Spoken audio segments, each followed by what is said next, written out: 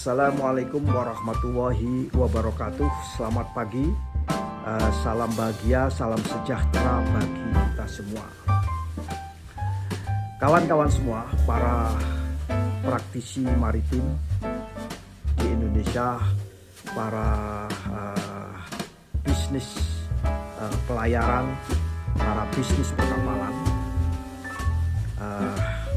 dan yang saya hormati para guru-guru saya dari teknik perkapalan, ya, dari pelayaran, ya, guru-guru saya dari regulasi maritim. Izinkanlah kali ini saya akan berbagi mengenai salah satu jenis kapal otonomous atau kapal otomasi, kapal tak berawak. Kapal tak berawak sebenarnya dibedakan menjadi 6 jenis, ya, 6 jenis itu. Jenis yang terakhir adalah jenis yang tingkatannya paling tinggi, yaitu kapal yang tak berawak sama sekali. Kalau yang jenis yang 5 ini adalah seperti yang kita lakukan saat ini, ya. Itu ada kapal yang masih ada keterlibatan ABK, ada yang sebagian keterlibatan ABK, dan nanti ini akan kita jelaskan di dalam satu sesi yang sebelumnya sudah kita lakukan. Nah, marilah kali ini saya akan berbagi apa sih sebenarnya kapal otonomous itu, jenisnya kayak apa, sistemnya kayak apa. Marilah kita mulai dari satu persatu.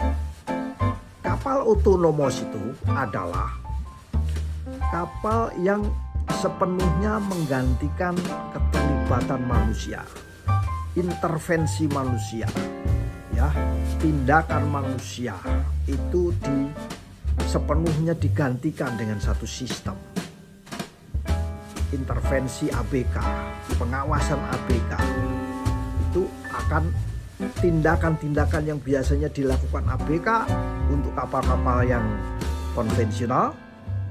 Dengan sistem otonomous ini tidak ada keterlibatan manusia, tidak ada keterlibatan ABK. Nah, itu adalah ciri utama dari kapal otonomous, ya. Lalu apakah masa depan ABK di Indonesia akan sirna? Jawabannya mungkin ada yang bertanya-tanya seperti apakah akan sirna?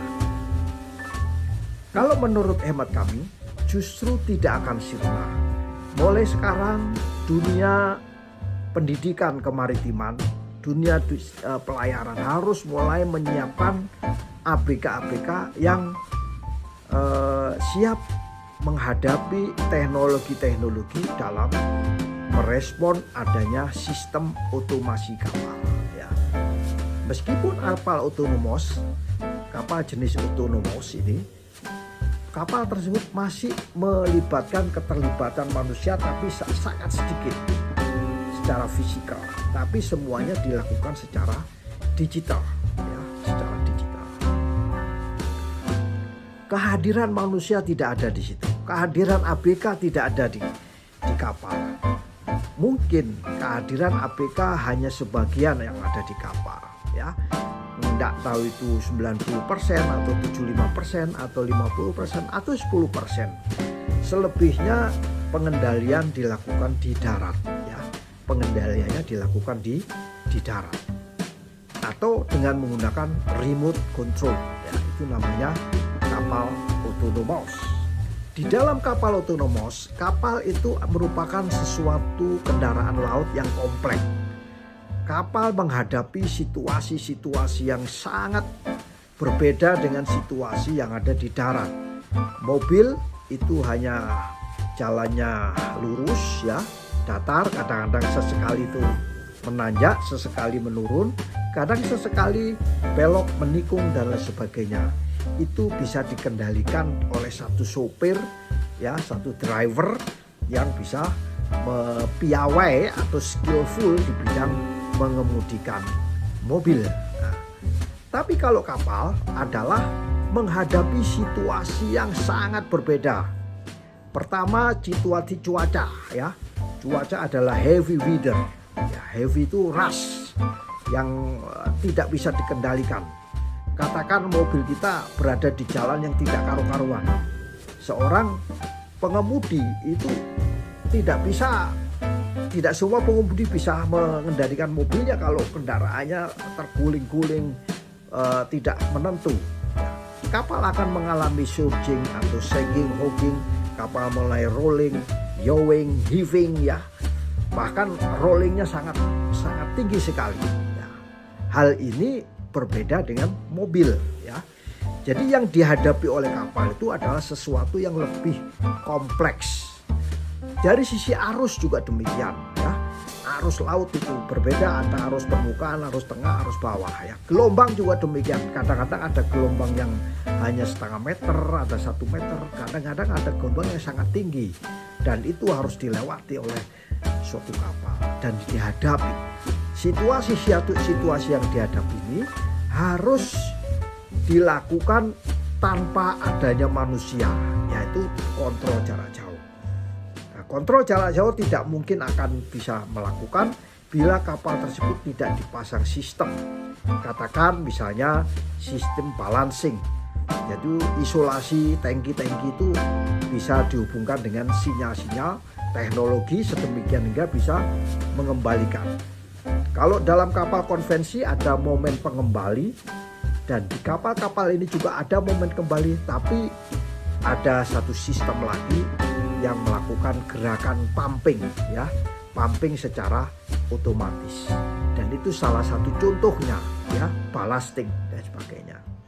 Nah, kalau di dalam kapal-kapal konvensional itu informasi didapat, dilihat oleh manusia, didengar, diskusi, akhirnya bisa mengambil keputusan.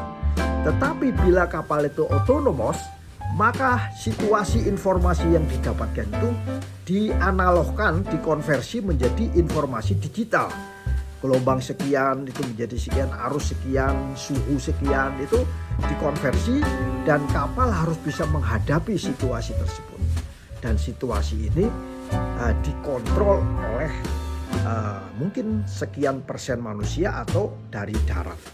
Dan kondisi seperti ini itu yang terjadi sebenarnya untuk kapal otonomos. Di kapal otonomos yang paling penting adalah teknologi. Oleh karena itu semua negara-negara berkembang, negara-negara maju ya, sekarang lagi berlomba-lomba untuk membuat teknologi yang kira-kira bisa menjawab. Kapal bisa menghadapi situasi, kapal bisa menerjemahkan informasi secara fisik, suhu dan lainnya diterjemahkan oleh kapal tersebut, menafsirkan bagaimana dan mengambil keputusan. Kapal bisa mengambilkan keputusan secara smart. Tentunya masih tetap ada kendali dari jarak jauh. Dan teknologi ini sedang dibahas di IMO. Dalam bulan-bulan April Mei ini IMO akan membahas salah satunya mengenai jenis kapal otonomos ya, kapal yang dikendalikan tanpa awak.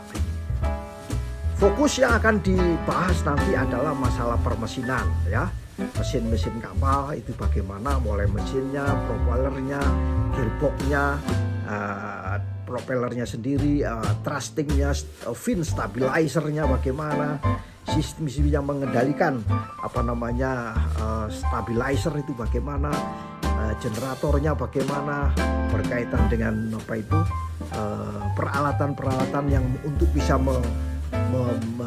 menginterface dan menafsirkan informasi. Itu semua akan menjadi pokok bahasan. Sekarang ini adalah tantangan. Tentunya orang-orang Indonesia, ahli-ahli IT Indonesia harusnya juga bisa terlibat di dalam proses development daripada teknologi kapal otonomos. Sebagai contoh yang paling konvensional, yang paling klasik, yaitu kapal tabrakan ya. Kapal tabrakan itu salah satu contoh yang paling bagus, harus dihindari. Nah, kapal-kapal yang akan dibuat kapal otonomos ini tidak boleh menabrak kapal-kapal lain, tidak boleh menabrak objek. Bagaimana sandar di pelabuhan yang mulai dari berlabuh, anchor, termasuk sandar ya, loading, unloading semuanya dilakukan secara otonom. Jadi apa kita bayangkan navigasi dengan manual yang selama ini ada keterlibatan ABK, nantinya itu tidak ada keterlibatan ABK, dan teknologi ini harus bagaimana penggantinya bila tidak ada ABK. Tentunya teknologi dan sistemnya. Ini yang lagi dibahas. Mungkin dari dunia akademisi, dari ITS, dari Unhas, Undip, UI, ITB dan lain sebagainya, semua sekarang bisa terlibat di dalam bagaimana membuat kapal otonomos ini. Alat-alat navigasi, ya, semua peralatan, misalnya peralatan equipment, safety equipment kapal, radio communication, radio komputer, komunikasi secara satelit, ya, semuanya itu adalah semua dibuat otomasi. Ya, ini tantangan buat kita semua. Di dalam sistem otomasi ini juga, ya, kapal otonomos itu bisa mengatur sendiri rutenya. Kalau selama ini kita selalu misalnya basis plan harus dihitung, digambar dan sebagainya, itu nanti akan ada database mengenai kondisi seabed dan arus yang terbaru, electrical nautical charge sudah diintegratedkan di situ sehingga kapal bisa menentukan rute pelayarannya sendiri. Bisa secara otonomous, ya. Bisa menghadapi adanya gelombang, arus laut dan sebagainya. Itu semua akan dalam sistem navigasi akan dijalankan tanpa adanya keterlibatan manusia.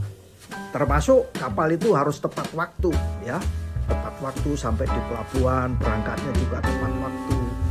Dalam menghadapi waypoint juga harus tepat waktu, tidak bisa ada terjadi tabrakan.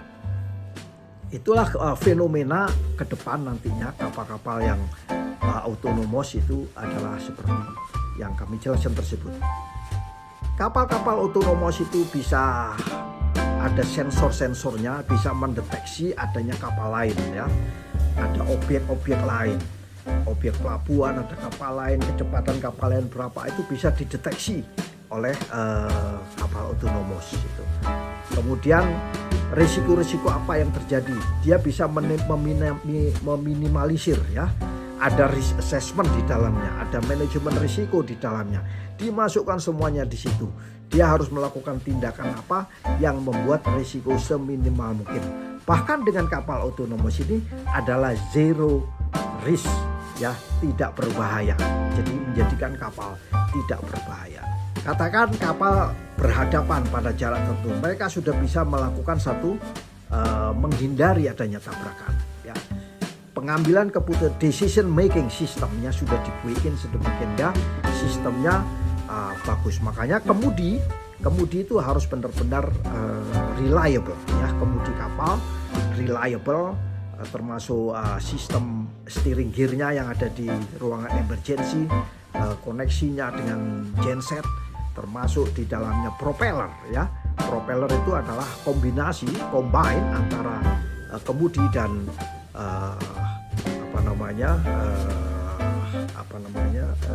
kemudi dan propeller ini menentukan berapa maneuverability dari suatu kapal. Jadi maneuverability nantinya juga dimasukkan dalam bagian daripada autonomous. Jadi kapal otonomos nanti akan bisa menyesuaikan arahnya. Ini kapal tidak berawak, arahnya ke sana. Ini pasti sudah mempunyai pertimbangan. Kecepatannya sekian, itu sudah mempunyai pertimbangan. Decision makingnya sudah ada. Arahnya ke arah utara. Ternyata bergerak misalnya 13 derajat dari utara. Dengan kecepatan speed misalnya cuma 4,1 knot. Kadang-kadang mempunyai speed misalnya sampai 12 knot. Arah misalnya kan. Tidak melulu harus satu arah terus, tapi setiap saat the real time sudutnya akan berubah sesuai dengan informasi yang dihadapi oleh kapal tersebut. Demikianlah nanti itu kira-kira, ya, masa depan daripada kapal otonomos. Marilah dari dunia pendidikan, dari STIP, ya, BP2IP dan semuanya, kita menciptakan human capital yang bisa menghadapi kapal-kapal otonomos. Begitu juga desainer-desainer kapal juga bisa membuat mulai sekarang riset untuk membuat kapal otonomos. Ya, sistem-sistem navigasi atau IT yang ada di daratan bisa kita implementasikan di kapal.